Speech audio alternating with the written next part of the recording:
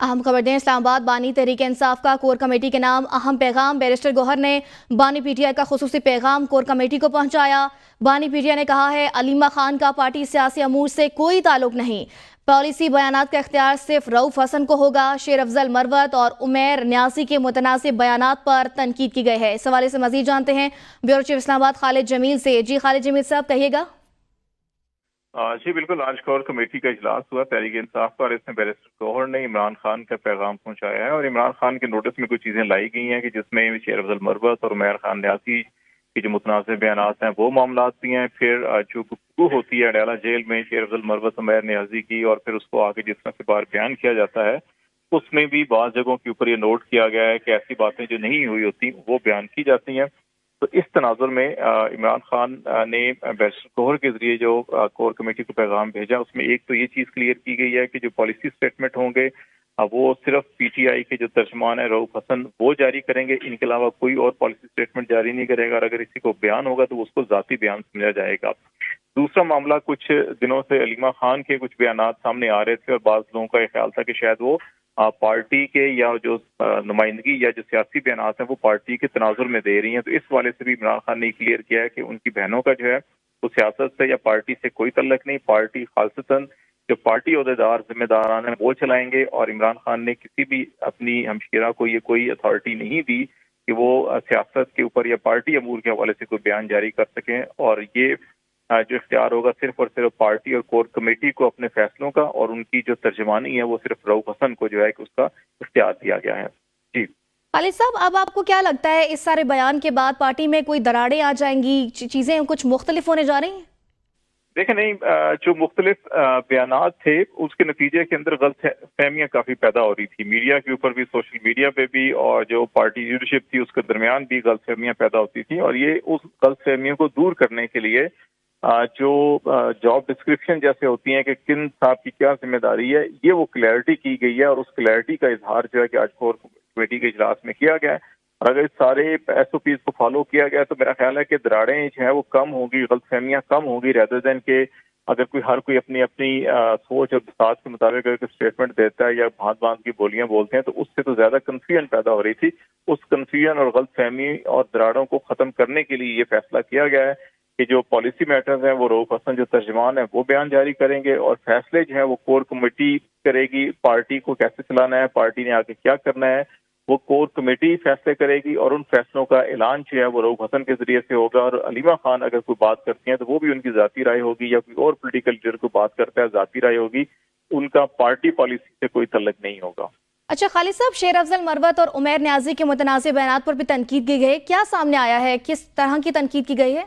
ये बुनियादी तौर के ऊपर भी लास्ट मीटिंग के अंदर भी जो तल्ख कलामी हुई थी, फिर इसी किस्म के जो पब्लिक स्टेटमेंट शेर अफजल मरवत साहब अक्सर जो मीडिया के ऊपर देते हैं, उसके अंदर बाज़ जगहों के ऊपर मुखालफिन के लिए जो अल्फाज इस्तेमाल किए जाते हैं या उनका जुबान बयान जो है वो बड़ा ब्लंट होता है। उस हवाले से जो है कि पार्टी के अंदर तहफ़्फ़ुज़ात पाए जाते हैं। फिर दोस्त नकवी ने भी लास्ट मीटिंग के अंदर यही बात की थी कि शेर अफजल मरवत को थोड़ा सा बहुत रवैया अख्तियार करना चाहिए।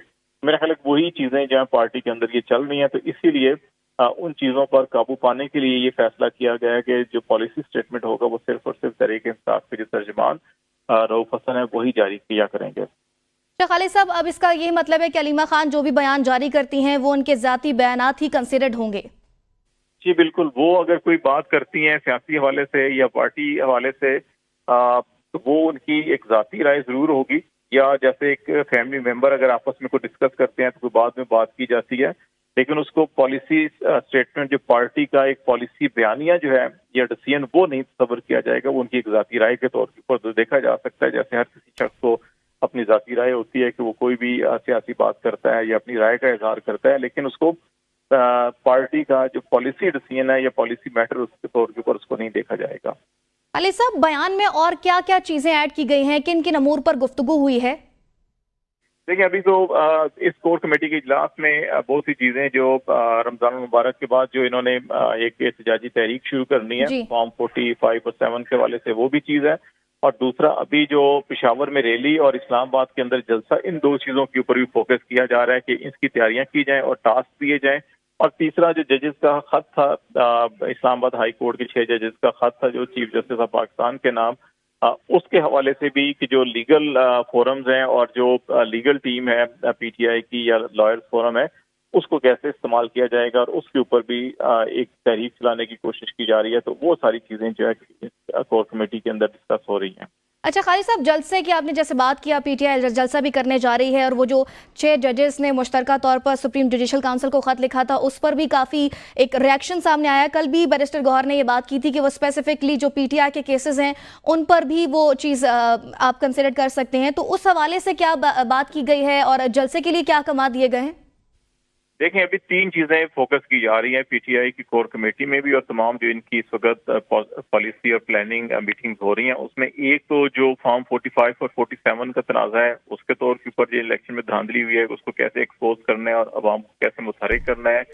दूसरा मामला जो है कि अभी इसमें जो नया ऐड हुआ है ये जजेस की खत का हवाला है। तो अदलिया की आज़ादी के लिए और जजेस की प्रोटेक्शन के लिए इस चीज़ को भी अब शामिल किया जा रहा है तहरीक इंसाफ की जो अवामी राब्ता कैंपेन है उसमें, कि उसको भी शामिल किया जाए और इसमें जजेस को इसमें लीगल कम्युनिटी को अपना जो लॉयर फोरम है उसको भी, और फिर जो इनका स्टूडेंट विंग है आईएसएफ और उसमें खास तौर के ऊपर जो लॉ कॉलेज के स्टूडेंट्स हैं उनको भी मुतहरिक करने की कोशिश की जा रही है कि उनको भी मुतहरिक किया जाए और फाल किया जाए। और फिर कुछ 184(3) के तहत सुप्रीम कोर्ट के अंदर कुछ पिटीशन भी फाइल की जाएंगी। इसमें एक ऑलरेडी पिटीशन जो है कि इंतखाबी धांधली के हवाले से वो फाइल की जा चुकी है और इसी तरह जजेस के खतूत के हवाले से भी एक पिटीशन तैयार की जा रही है। जी ठीक है। ब्यूरो चीफ इस्लामाबाद खालिद जमील हमारे साथ मौजूद थे, बहुत शुक्रिया आपका।